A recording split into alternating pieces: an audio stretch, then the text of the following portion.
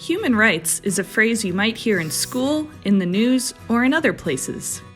But what exactly are human rights? And why are they important?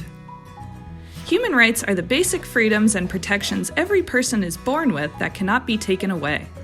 They do not have to be earned, and every person has them, including you.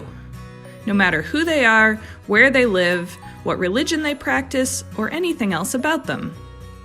Some examples of human rights are the right to be safe from violence, the right to education, the right to be treated fairly at work, and the right to stay in another country if you are not safe in your own.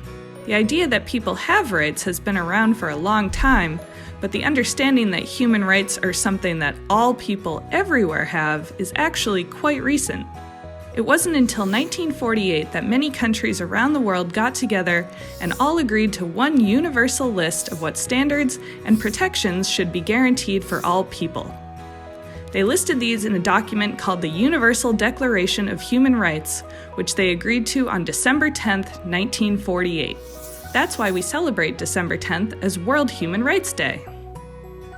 Unfortunately, there continue to be many places in the world, including in the United States, where some people's human rights are still not being respected. This is why it is so important to know about human rights and to speak out if someone's rights are not being respected. There are lots of ways to speak out for human rights, including public protests, telling government leaders what we want by writing letters or calling on the phone, making art to help people learn about human rights, and much more.